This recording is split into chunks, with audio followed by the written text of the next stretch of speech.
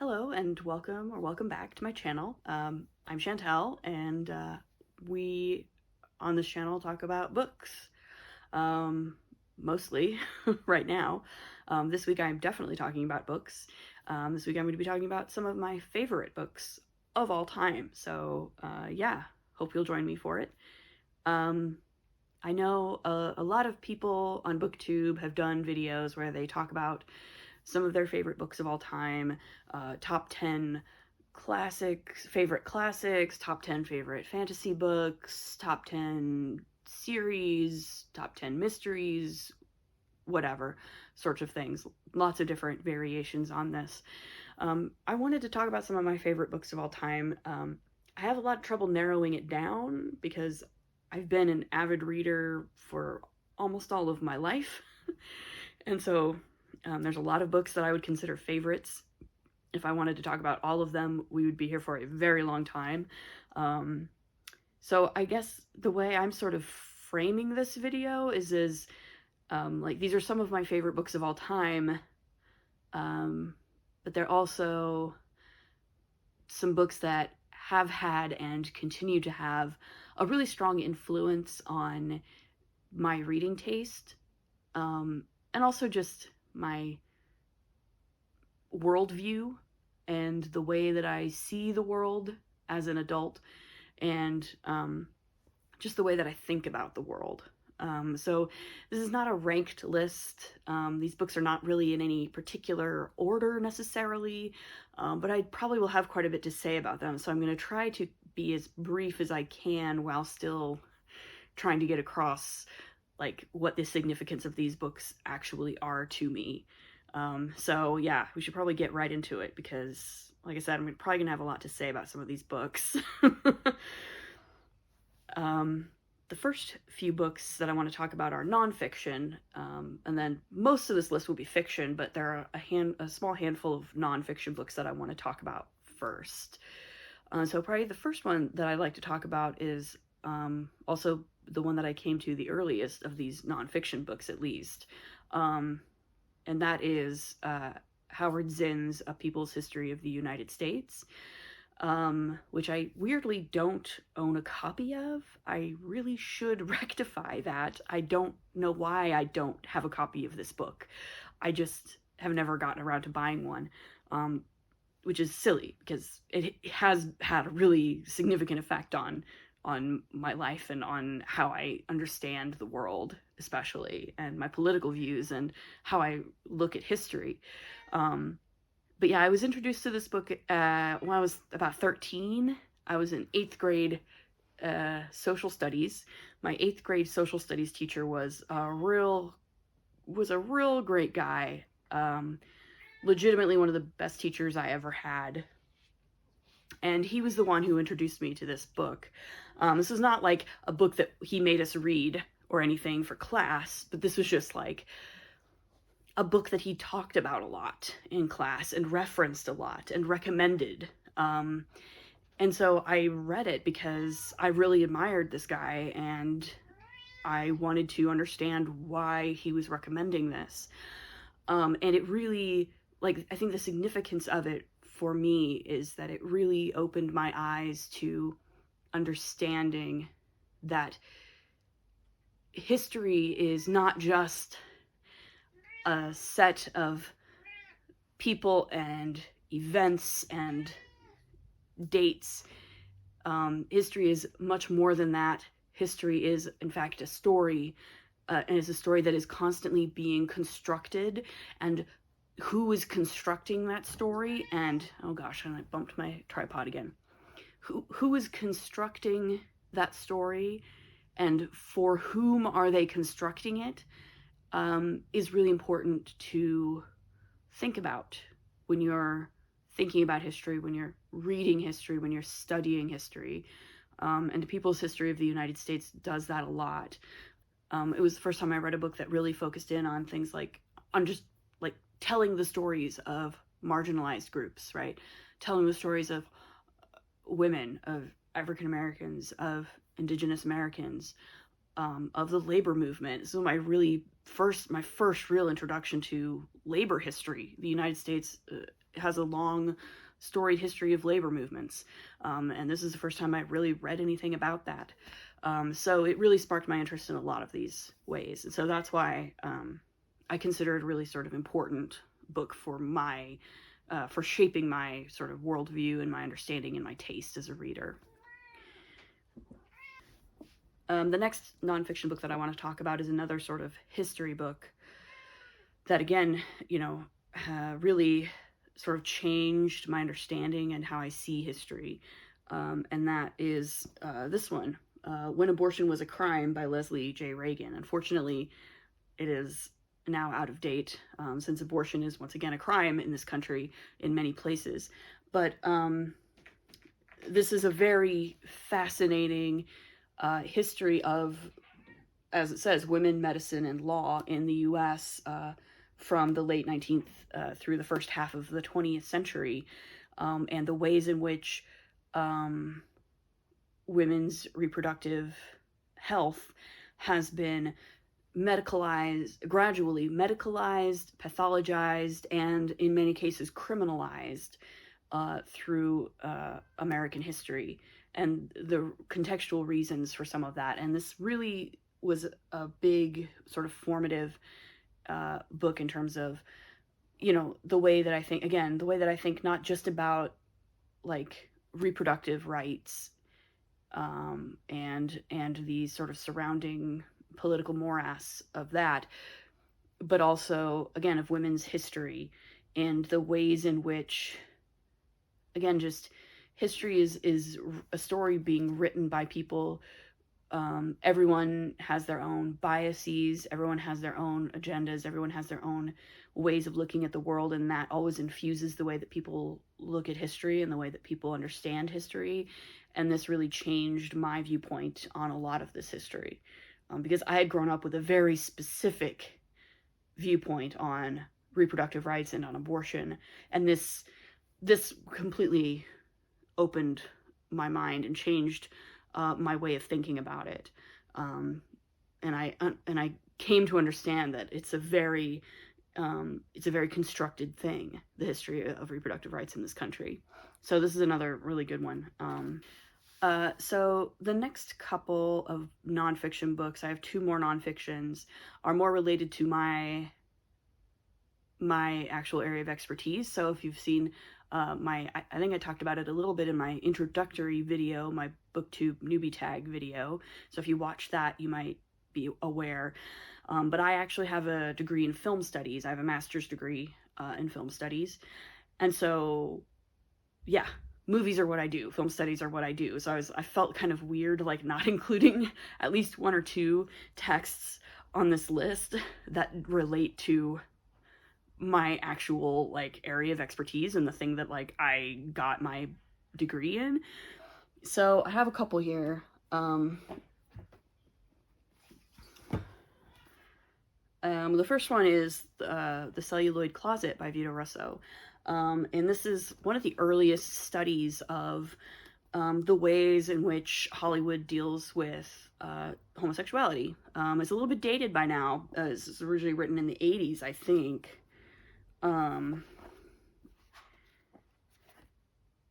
So, some of the language is kind of out of date, but it really is a lot of the foundation of like queer film theory, and the ways in which not only LGBTQ people are portrayed or not portrayed in Hollywood films, but also the ways in which LGBTQ communities watch and understand Hollywood movies and traditionally have. So this is a really seminal text, and again, it just really changed the way I looked at movies and at the way that Hollywood traditionally queer codes certain types of characters and things like that. So yeah, again, I encountered this in college, and it just is a really influential book for me. I think this is probably out of print by now, but it's really good. There's also a documentary made based on this book, which is really interesting if you can find it. You might be able to find it like on YouTube or something if you look it up, or at least parts of it. It's quite good.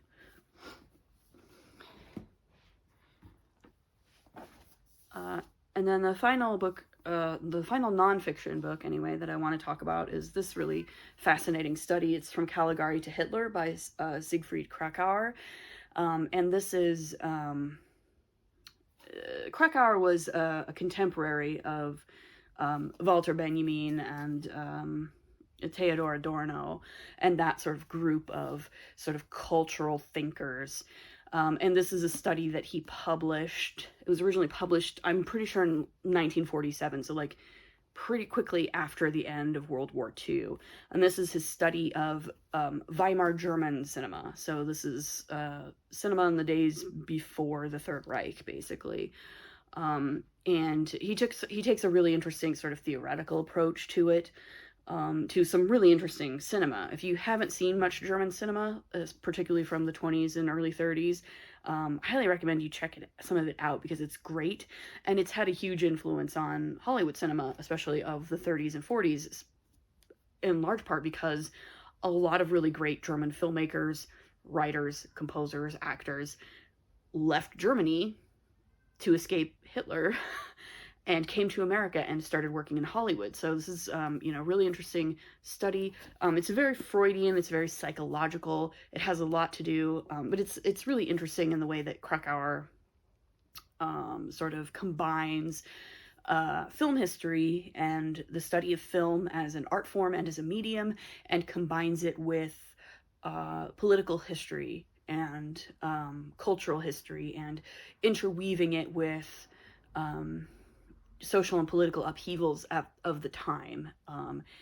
And I think that's a really important thing to keep in mind when we think about movies and we talk about movies, is that movies are always a product of their cultural context and cannot be divorced from it. And in order to really understand movies, you do have to have a good understanding of like the political, social, historical context in which they're created, and economic. Kracauer's study really does a lot of that. So it's really quite good. And due to the magic of editing, we're now skipping forward about a day. And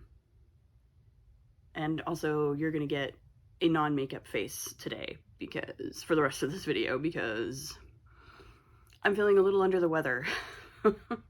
And so I'm not wearing makeup right now.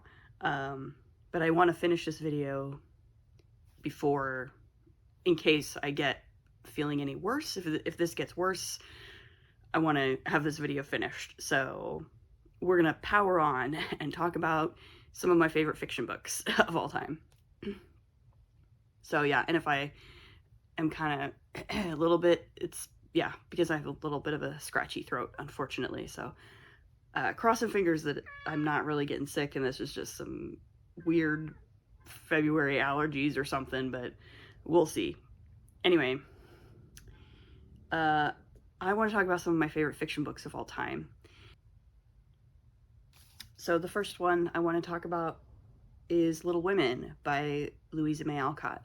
So most of these, I'm going to try to pull out my sort of original copy that I've had since like the first copy that I bought. So yeah, this is the Barnes & Noble Children's Classics edition from like the 90s. And I like the newer ones better, but this is what they had when I was a kid, so this is what I got. But yeah, so some girls grow up with Anne of Green Gables, some girls grow up with The Secret Garden or A Little Princess. I grew up with Little Women. That's what I grew up with. The March Sisters were sort of my childhood example of sisterhood, and I am a sister and have a sister, so it was really formative in terms of my relationship with my sister as well. I feel like my sister and I, for better and for worse, have a relationship that's a little bit like Joe and Amy March in this book. So yeah. So basically this is one of the first books I read where I was like found the characters to be extremely relatable.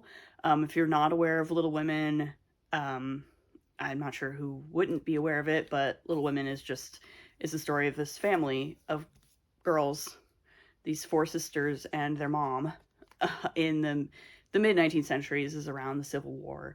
And it's just this pretty standard sort of coming of age story for these young women as they grow up, learn about themselves, learn their place, come to understand their places in the world, find love in its various manifestations, and find their passions. It is, I believe, semi-autobiographical. Louisa May Alcott based this somewhat on her own childhood. So yeah, it's just one of those classics that has just always kind of been in my life. I don't even remember when I first read this. Like, I couldn't tell you because it was so long ago. And I also grew up watching the movie adaptations of it. There's several, and I grew up watching all of them. Particularly the one from the 90s. But also the Greta Gerwig adaptation from a few years ago is extremely good. Really liked that one. But yeah, so Little Women is definitely up there and sort of my favorites and like super important books to me. And then I guess sort of continuing in the vein of classics that I sort of grew up with. This is the first volume that I purchased of Jane Austen novels. And so yes, it is 3 complete Jane Austen novels, Sense and Sensibility, Pride and Prejudice, and Emma. So these are the 3 that I have been most familiar with for most of my life. And yeah, I don't know what there is to say about Jane Austen, really, except that, again, like, this was, especially when I first read Pride and Prejudice as a kid, Elizabeth Bennet quickly became a character that I think, like a lot of young women, I just related to super heavily, right? And I think Jane Austen is one of those writers who, and there's probably a couple of writers on this list who I really liked when I first read them as a kid, and I still do really like them, but I think my reasons for liking them have shifted and evolved and changed over time. And so as an adult, I think I like Jane Austen for, in some ways, different reasons than I did when I was a kid. So, like, I liked Pride and Prejudice because I thought it was super romantic, and I was like, oh, Elizabeth and Darcy are just great together, and that's cool, and there's lots of funny banter in it, and like, that's true, and also I heavily related to Elizabeth, and like that's all still sort of true, but I think like my appreciation for Jane Austen nowadays is more about like her social satire, right? So like these days, I'm not even sure that Pride and Prejudice would still be my favorite Jane Austen novel. It kind of fluctuates. I think Emma might be my favorite Jane Austen novel nowadays, because I think her social commentary in Emma is just so sharp, and Emma is just such a funny book, and it's also just a great, it's like a puzzle box, really. I think one critic described it as basically a mystery novel before mystery novels existed, because of the way that it's structured and the way that it's plotted out, and the way that you discover things about these characters at various points, and then when you learn these things, other things that you already know about them sort of fall into place, and it gives you a fuller understanding of what's going on. So, and I really like that about Emma. Like, that book is just really clever. So, next up, I absolutely cannot have a list like this of books without talking about Jane Eyre by Charlotte Bronte.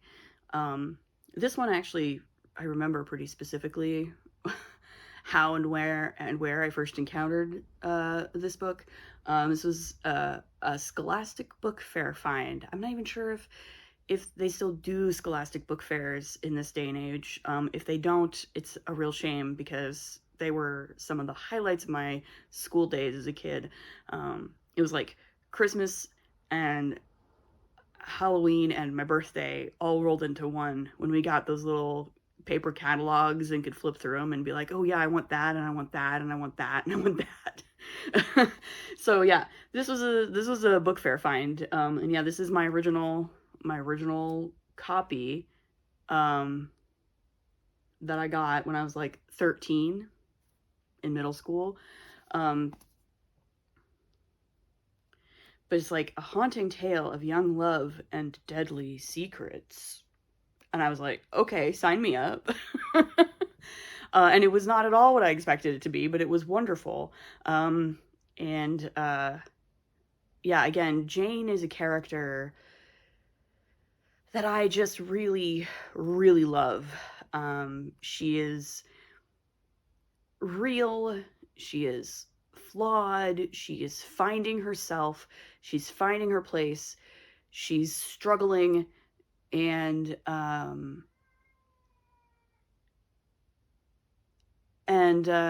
you know, she goes through a real journey that strengthens her character in every possible way, and I just have always found it so compelling. Her story is just so compelling to me. And it just has some of the best speeches that I've ever, read. Some of my favorite prose ever. I can always flip almost immediately to this speech when she says, "Do you think I can stay to become nothing to you? Do you think I am an automaton, a machine without feelings, and can bear to have my morsel of bread snatched from my lips, and my drop of..." My cat is really enjoying this too. Yes, I know. I'm here.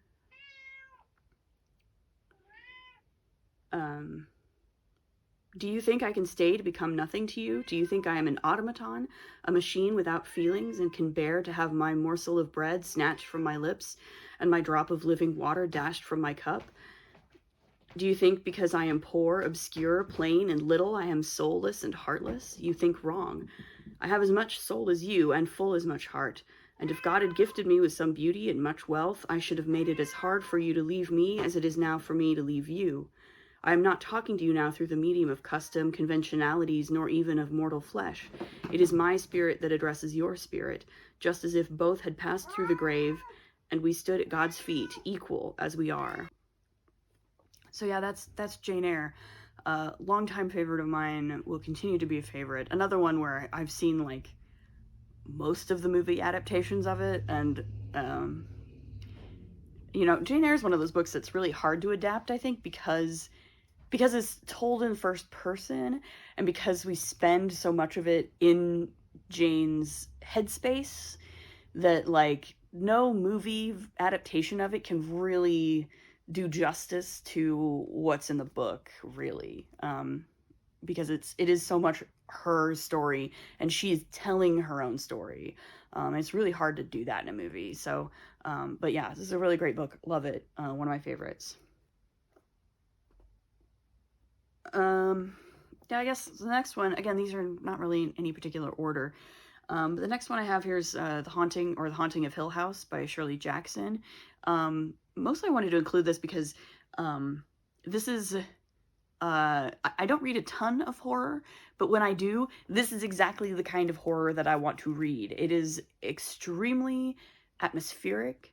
It's extremely psychological. This is a kind of story that by the end of the book, you're still not entirely sure if that house is actually haunted, or if the people inside it just kind of made it happen, or if it's just sort of in their heads and they're all just kind of feeding off of each other psychologically.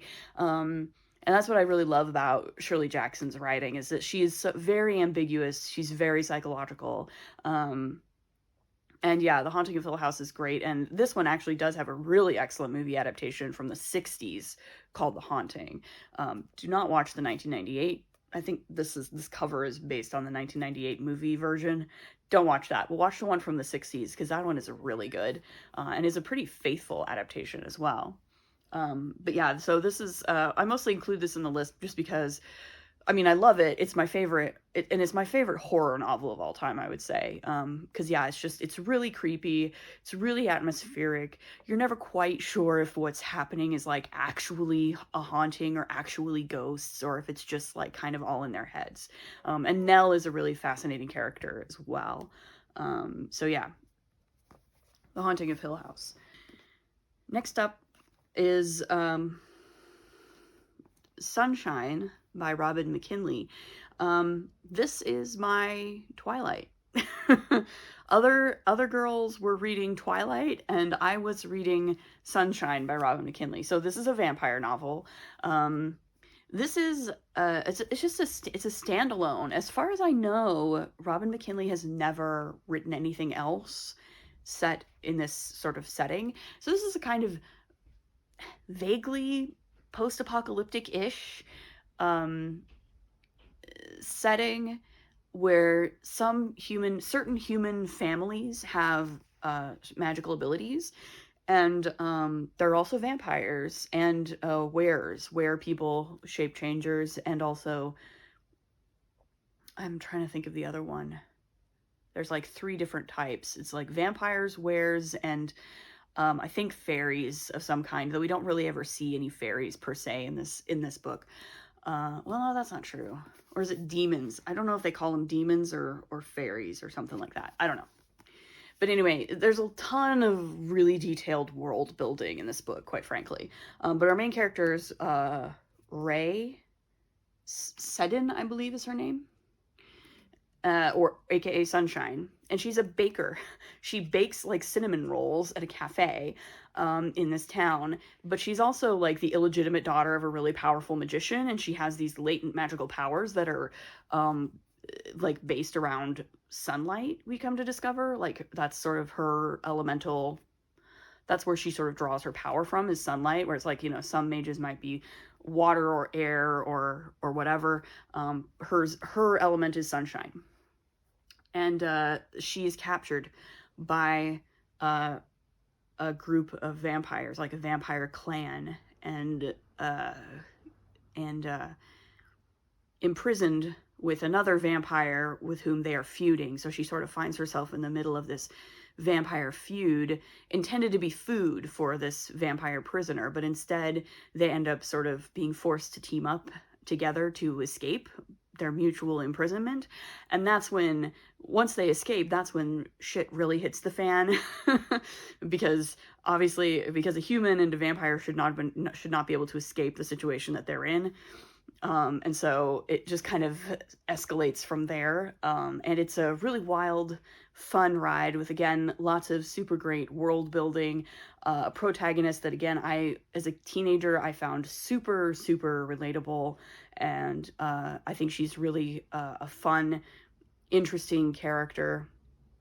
And it's great. This is a sort of rare-ish adult novel from Robin McKinley. Robin McKinley, I think, tends to write mostly YA. And in fact, I came to this from some of her YA stuff, because she writes a lot of fairy tale retellings, and I really like fairy tale retellings and always have. So I came to this from those. But yeah, this is like my favorite vampire novel of all time, frankly. It's better than Anne Rice. It's definitely better than Stephanie Meyer. I don't know if it's better than Dracula. Dracula's also really good, but this is super fun. Next up, speaking of sort of fairy tale retellings, another title that I could not bear to leave off a list like this would be Ella Enchanted by Gail Carson Levine. This is actually not my original copy of this book. The original copy of this book that I had, I liked it a lot better, but it fell apart. It had pink Kool-Aid spilled on it, and it got torn up, and it was just in horrible condition, and I eventually just had to throw it away. And then I was like, but I really want to have a copy of Ella Enchanted because it's so good. It's one of my favorites of all time. And so I picked this one up. But yeah, this is a Cinderella retelling. This is a very fun Cinderella retelling in which our main character, Ella, is, she has been, quote unquote, granted the gift of obedience by her incompetent fairy godmother, meaning she literally is magically compelled to obey any orders given to her. So if somebody says, go wash the dishes, Ella, she has to. She's magically compelled to wash the dishes, and she cannot do otherwise. And to fight it is to cause, like, she literally, like, gets sick. She's in pain. It's like physical torment if she tries to disobey a direct order. So she's very, Ella is very spunky, I guess. She's, this is a very fun sort of feminist retelling of Cinderella, where, it's really about finding your agency. I'm pretty sure this is like middle grade or young adult. I don't know what this would be. This is ages 8 and up, so probably middle grade. I don't know. I've been reading this since I was a kid, so I have no idea what age group would be appropriate for this, but sure, 8 and up sounds about right. But yeah, so she, she goes on lots of adventures. She's trying to find a way to break her curse, or, the quote unquote gift that she was given. She's trying to find a way to stop it, to get rid of it, so that she can, live her own life and not have to worry about the wrong person telling her to do the wrong thing at the wrong time, sort of thing. It's really fun, really adventurous, very much about, teenage girls finding their agency and figuring out who they are and who they want to be. It's a really, really good ride. If you haven't read it, I highly recommend it. Like, I have reread this as an adult, and it holds up very well. I extremely recommend this book, actually, even to adults, because this is super, super cute, super fun. And then I guess next, to sort of stay on the topic of like YA-ish fantasy, this is my copy of The Golden Compass by Philip Pullman. I have the other two in his Dark Materials. I have the entire trilogy of his Dark Materials. I think this is nowadays published usually as Northern Lights. But when I was first getting into it, it was The Golden Compass. And I really like this. This is like a box set of the trilogy that I bought, a long time ago, like when I was in college. But yeah, I love his Dark Materials. I think that one of the things I like best about this trilogy specifically is that, despite the fact that it is sort of aimed at a younger audience, Pullman never, ever talks down to his audience. He fully expects that adolescents reading this will not have any problems grasping the pretty thorny moral quandaries that he introduces in these books.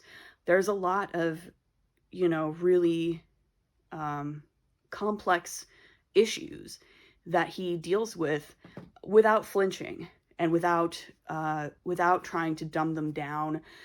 He trusts his readers greatly to pick up what he's putting down, and I always appreciated that about his Dark Materials, because this is some really sticky stuff in here. There's stuff about life and death and love and religion and organized religion, and some pretty big sort of theological concepts, and some pretty big sort of concepts about the multiverse and about the human soul, and what is the value of a human soul, and things like that are just really, really crazy. And I love that he's willing to just toss those out and have his audience and understand that even if his audience is only like 13, 14 years old, as I was when I was first reading this, that like, it's fine. You can get it. I trust you. I trust you to understand this. I trust your intelligence.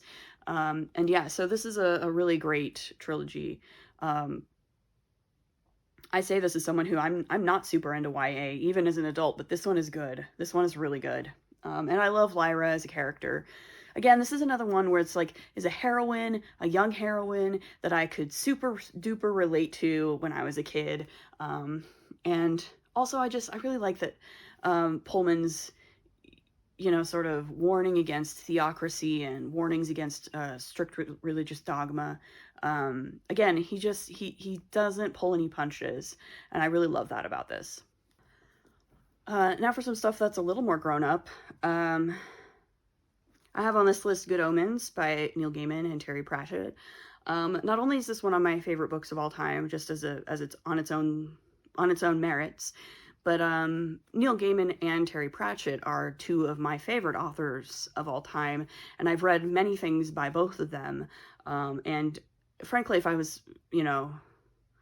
not, it would be really hard for me to pick out books by one or two books by each of them to put on this list. And so I'm kind of glad that I have this book, which is by both of them. And this gives me a chance to just have one book by them on this list, and I can talk about both of them at the same time. So yeah, if you don't know about Good Omens, man, you really should. If you don't know about Good Omens, you really should give it a shot. It's a great little book that's, it's sort of a parody of the 1979 movie, The Omen, which is about the child Antichrist who, kills a bunch of people, and it's a horror movie. It's a horror movie. But this is a parody of that, whereby the Antichrist is actually misplaced as a baby and ends up growing up in a rural English countryside town as a normal kid. And also there's an angel and a demon who sort of team up to try and stop the apocalypse from happening. And there's a lot of, it's based, heavily on sort of Christian mythology. And it sort of gently pokes fun at religion, at again, like religious dogma, and just humanity, but in a very loving way, because Terry Pratchett especially was just a real humanitarian. He was a real humanist in the truest sense of the word, I think. And Gaiman is a little more cynical, but I think Gaiman also is a true humanist. And yeah, if you like either of these writers, but you haven't read Good Omens, I highly recommend it. By the time I came to Good Omens in college, I was already familiar with Terry Pratchett. I'd read several of the Discworld novels in high school and really liked them. So that's kind of how I came to Good Omens, because I was looking for more things by Terry Pratchett, and I found this. This, I believe, was my introduction to Neil Gaiman. I'm pretty sure this is the first Neil Gaiman that I ever read. And then from here, I moved on to American Gods and The Sandman and Coraline and Stardust and Neverwhere. I'm a huge Neil Gaiman fan now. So yeah, Good Omens is so funny, and so much humanity drips from every page, that it's one of my favorite books of all time. I reread it a lot. It's great. I also have on this list Liquor by Poppy Z. Brite. This actually has a quote from Neil Gaiman on it. This is funny. That's really funny. This is a rare sort of contemporary fiction novel. I really like Poppy Z. Brite, and she's written several books about these characters. I think the main thing about this is that this is one of the first books I ever read that actually just has the main characters are gay, which was really kind of revelatory for me in college. It was just like, yeah, they're gay, they're in a relationship. This is about two guys, Ricky and G-Man are their names, and they're in a relationship with each other, and they open their own restaurant in New Orleans. And so it's about them. And I think there's a murder mystery. There's sort of crimey stuff in it. But it's contemporary. There's no supernatural or anything elements to it. It's just these two guys trying to start their own restaurant, and again, there's somebody dies, and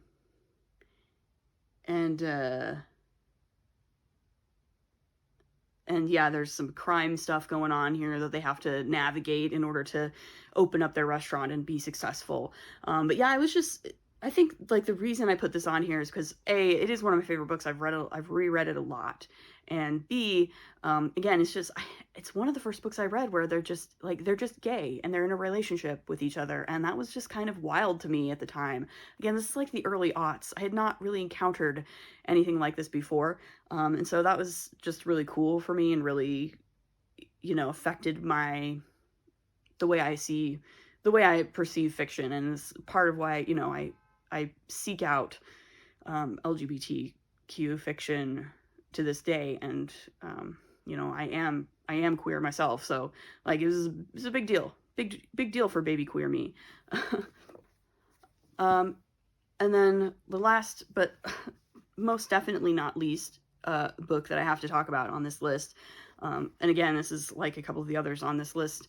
I couldn't do a list like this without talking about it, and that's The Lord of the Rings by Tolkien. This is my original copy of The Fellowship of the Ring. This is the mass market paperback that I bought like back in 2001. So that has the movie cover. I loved these actually when I was a kid because I was an Elijah Wood girly.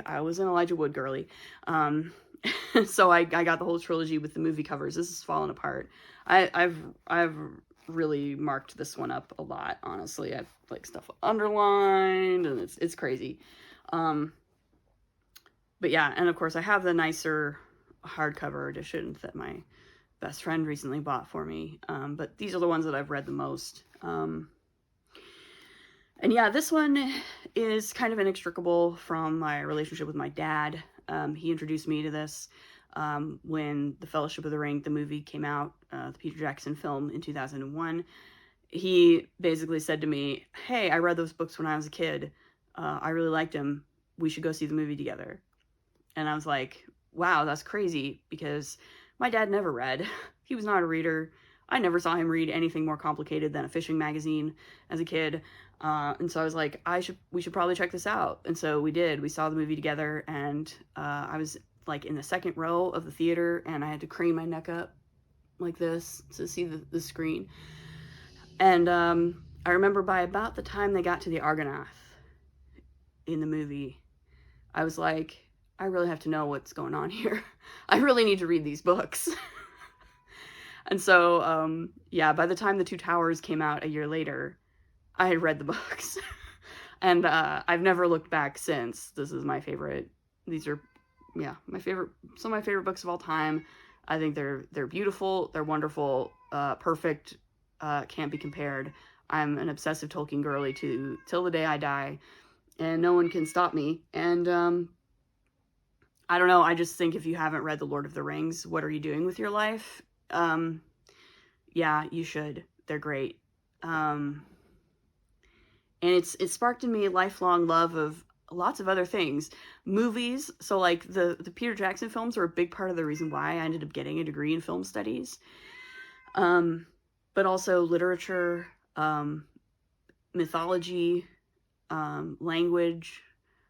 I'm really interested in a lot of those things largely because of Tolkien. I read a lot more poetry than I otherwise would have if not for Tolkien, because Tolkien wrote a lot of poetry, and I like Tolkien's poetry. I think Tolkien's poetry is great. So yeah, I mean, read Lord of the Rings, and also don't skip the poems when you do, because they're good. They're really good, and they're often very important, actually. So yeah, that's my little spiel about Lord of the Rings. And that, I suppose, you know, there's like other things that I could talk about. I should probably talk about Shakespeare. I don't really have a Shakespeare play to hold up for you, because the individual plays that I have are sort of packed in boxes, and so the only ones that I have that are easy to grab off my shelf are like, I actually have two separate editions of the complete works of Shakespeare, but they're enormous, and I don't want to try to hold them up on camera.